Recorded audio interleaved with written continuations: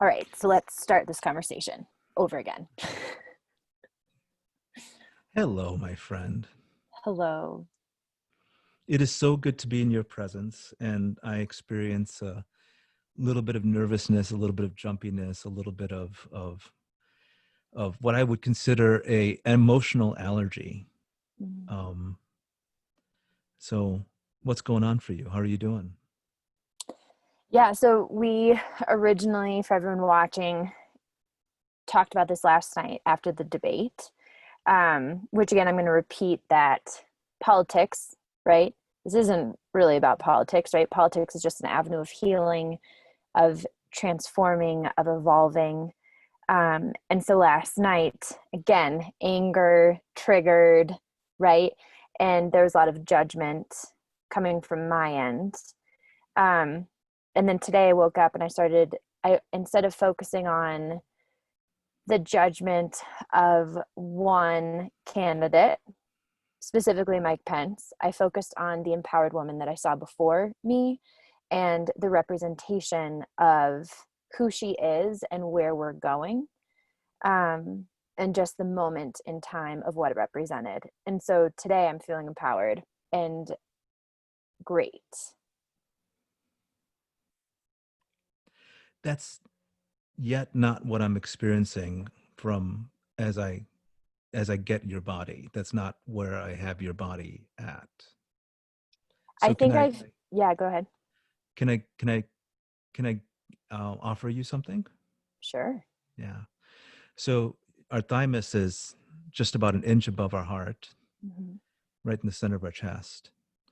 And our thymus is kind of like a temperature gauge. It controls our immune system, but it's also the seat of our soul. So put your hand there if you don't mind. Just close your eyes and feel. And everyone, don't just watch, do this. And then bring a second hand to your solar plexus. And your solar plexus is just below our rib cage. And our solar plexus sometimes bends outward and sometimes inward. Sometimes it's like a shield protecting us from danger. And sometimes it's like a cup holding our love, our courage, our vulnerability.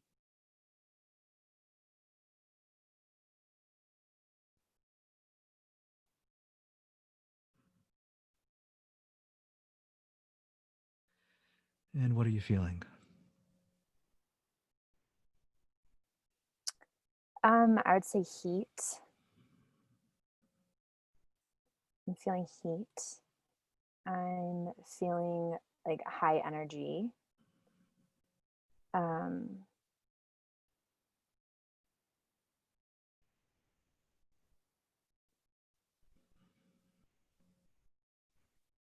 I'm definitely feeling a shield of protection.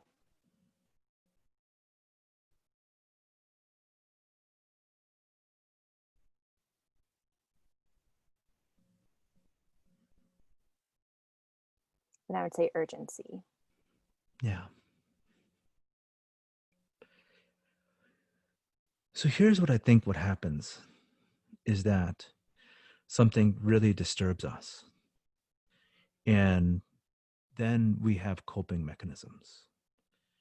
And those coping mechanisms allow us to jump to a certain level, but they aren't really totally freeing. And so over time, as we run into these challenging, stressful situations, right, because we're not able to jump to that level of freedom that we previously experienced, we begin to lose a bit of ourselves. And our temperature gauge begins to go lower and lower and lower. And you are frozen, so I'll just keep talking here and you'll come back. Are you here? There you are. Yay. Oh Um, no. Yes. so, I think of this like walking around a block. So first what we do is we go south.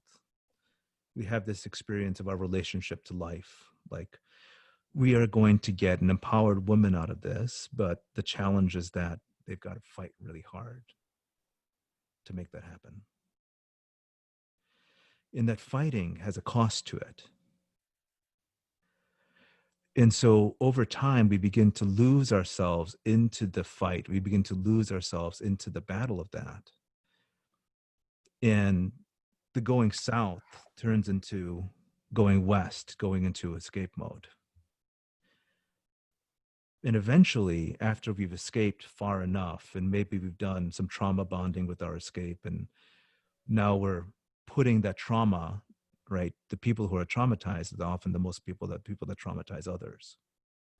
So we put that trauma into the world, and then eventually we're like done with that. And we come to the point where we need to resurrect ourselves. So we begin to go north again. And we get far enough north that we are ready to engage with life. And so we do. And then life presents us, because we're not engaging fully with life. We're engaging as much as we can. So life presents us with fairly the same response, because we didn't have the breakthrough yet. And then we return to the explanation, and we just go round the same fucking block every single day, multiple times a day.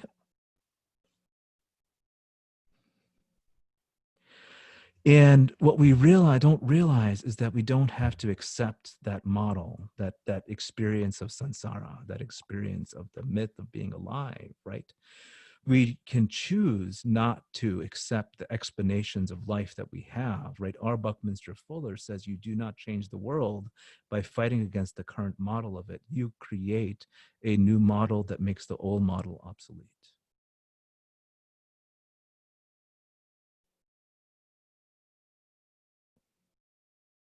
So my sense of it, right, is that first what we do is we connect to our bodies. We really get inside of our bodies, inside of our hearts, inside of our high hearts, the thymus, inside of our solar plexus, so that we are allowing ourselves to be free of the shit.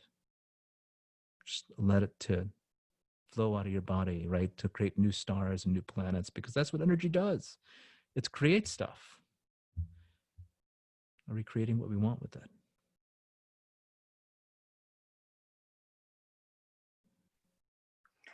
Yeah. And I think, and I'm wondering, I think that there is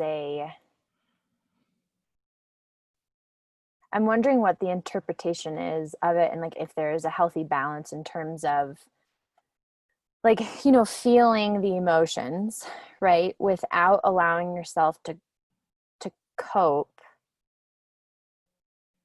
because I think coping allows us to stay somewhere instead Well, of it allows us allows us. not to feel. It allows us not to be fully in the experience of it.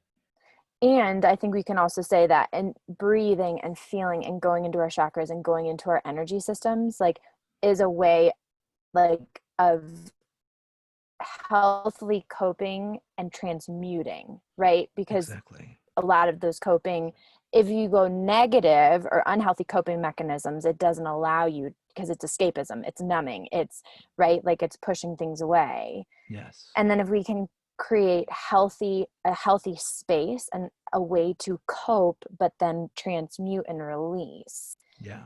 And so this is the thing that like what I'm thinking. My hair keeps getting caught in this. Oh no. In terms of like in regards to, did I freeze again? Nope, you're okay. I got you. You're still here. Okay.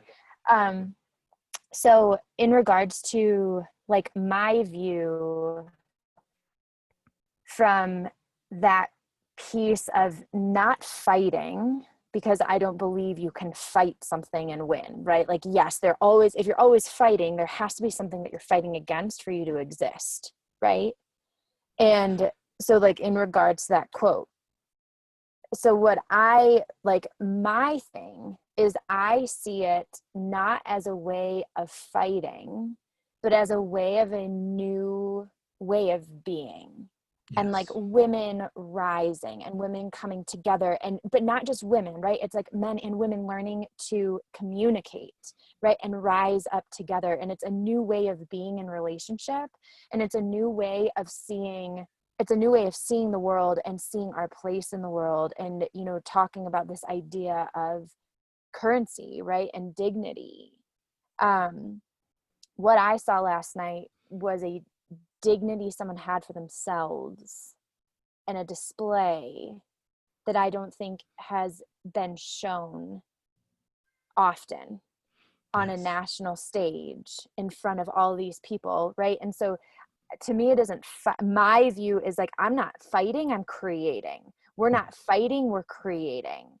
And so I would love, like, that would be the heat. The heat and urgency I feel isn't a heat and urgency of like vengeance or vindication, but instead a heat of like of creation, of urgency, of creation, of a passion, of a, you know, like, of like the phoenix. That's what I feel. Yes. The reality of traveling around the same block is that we have a range of frequency that we then begin to live from. So if we get embarrassed or shameful by the way that we go south, by our explanation, our experience of the world, right? That begins to define the bottom end of the range of frequency that we have. And then we may get to anger, we may get to upset, we may get to hope, but we never get to love. We never get to communion. We never get to peace. And that's really the key to this, is you deciding what you're going to put in your life, what explanations that you're going to have for your life that allows you to define the extremes of your frequency ranges. And you can play in the game of change, of moving the world, but you don't have to be stuck with it. And that's ultimately the key to being able to share our dignity, is to decide, I'm not going south on that block, because there's not just four directions. How many directions are there? Infinite. And what are the things that stop us from expressing them? Us.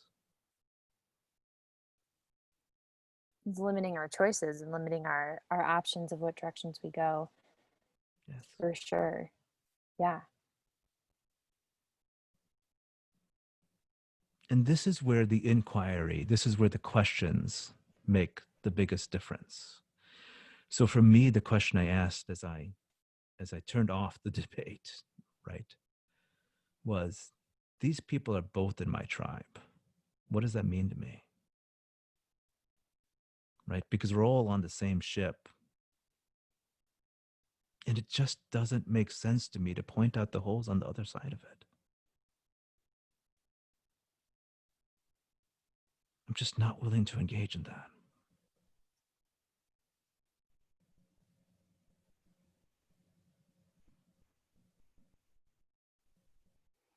And so what I'm hearing is this, so this idea of tribe, right? Can you explain a little bit more about that? Yeah. So there's a Bedouin proverb, um, I against my brother and I against our cousin, my brother, cousin, and I against our neighbor, and all of us against the foreigner. So who's my brother? Who's my sister? Who's my cousin? Who's the neighbor? Who's the foreigner? All of these things we choose, all of these things we conceptualize and place into our lives. One of the most amazing moments in the arms negotiation between Soviet Union and the United States occurred in 1989, when Gorbachev and Reagan were walking in the woods near Camp David. And Reagan turned to Gorbachev and said, if aliens attacked us, the Soviet Union would come to our aid, right? And Gorbachev was like, of course, come on.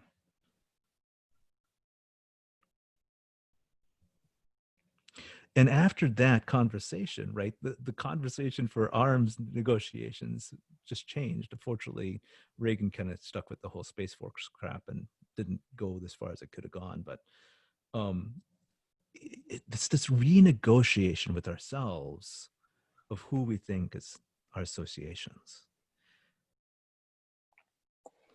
And if there's a tribe, then there's an other. Exactly. And then there's someone you're always against. There's separateness.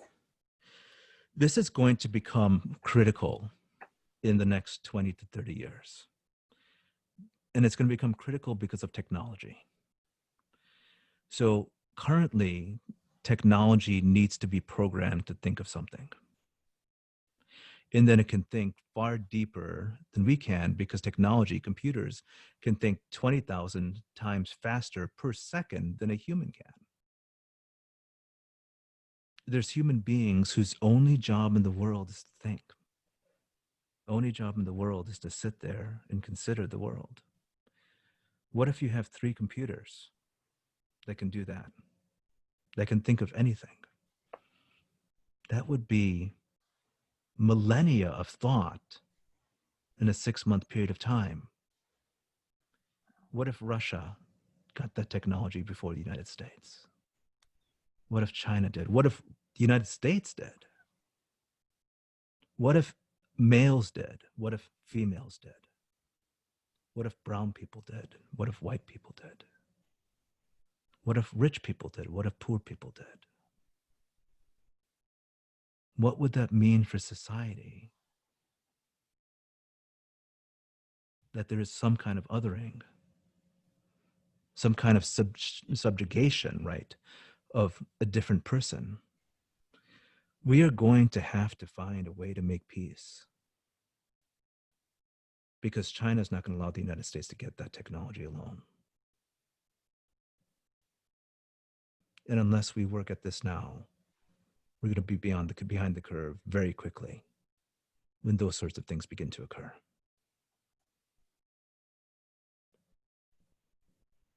And so, with the last thought, before we close today and continue this conversation again, how? Yeah. Eunice Emre, let us be friends for once. Let us be lovers and loved ones. Let us make life easy upon ourselves. The world will be inherited by no one.